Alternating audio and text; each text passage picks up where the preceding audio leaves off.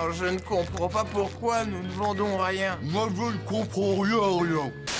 Eh ben, les amis, on va parler un petit peu de christianisme, de catholicisme, de... Voilà. Ouais, ça fait un moment que vous n'avez pas entendu ma voix, je vous manquais. Ouais, j'imagine. Donc on va parler un petit peu de christianophobie, hein.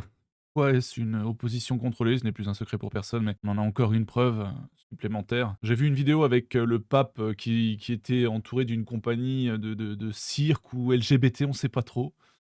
Je crois que c'est une vieille vidéo et enfin bref, il y avait des gens en commentaire qui disaient: «Ah, on veut un vrai pape, hein, on veut à nouveau un vrai pape», mais il y a jamais eu de vrai pape, en fait. Enfin, il y a jamais eu de vrai pape au sens où tu l'entends, c'est-à-dire, qui soit dans des principes, comment dire? De bon sens, en fait et païen, en fait, hein, voilà. Ça existe pas un pape, païen, d'accord? Ils sont tous, à la solde du Vatican et cetera. Je veux dire, c'est dingue parce que les chrétiens sont ultra, comment? Bornés, ultra névrosés, en fait.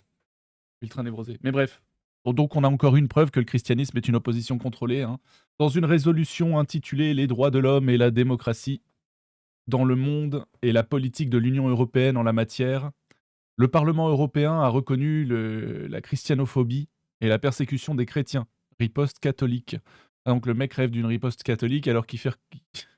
C'est des mecs qui sont censés, hein, être ses ennemis depuis toujours, hein, parce que l'Europe, c'est les valeurs du Talmud, hein, je vous le rappelle.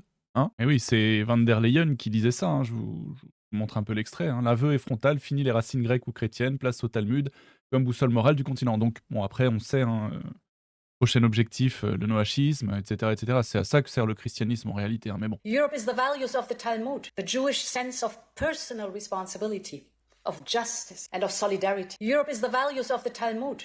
Voilà, donc je pense que hein, vous avez compris. Bon, je vous mets la vidéo originale et complète, hein, avec, là, vous avez le passage précis auquel, enfin c'est à 15-28 plus précisément, mais à quelques secondes près. Hein. Là, vous avez le passage précis où elle le dit en fait, hein, et c'est pas n'importe quoi, hein, c'est Ben Gurion University, d'accord? Donc allez voir, et voilà. Moi j'ai fini de vous montrer ça, hein, si ça perce pas, bah, écoutez, moi je sais pas trop quoi faire, hein. Je fais des vidéos, ça a pas l'air de vouloir avancer. Bon. C'est dommage parce que ce que je vous propose comme fait, comme source, comme document, c'est assez inédit dans le sens où il y a quasiment aucun youtubeur, hein, à part moi, qui vous présente tout ça. Donc bon, bref, hein, que voulez-vous. Et donc, pour parler d'opposition contrôlée, hein, concernant le christianisme, donc c'est pas l'Europe qui est vraiment du côté des chrétiens, en fait. C'est juste la com, en fait, hein, d'accord? C'est pour rallier les gens. Enfin, je sais même pas trop quelle manœuvre ils ont en tête derrière ça, mais de toute façon, leur objectif, c'est le noachisme à la fin, hein, d'accord? Bon. Et vous allez être les grands cocus de l'histoire, hein, les pro-chrétiens, là, les pro-christianisme, vous allez être des cocus finis, hein, je vous le dis tout de suite. Hein. Vous le sentez pas encore venir, mais c'est parce que vous êtes complètement atrophié du bulbe, en fait. Mais bon, si vous étiez pas atrophié, vous seriez pas chrétien, vous ne vous revendiqueriez pas chrétien. Voilà.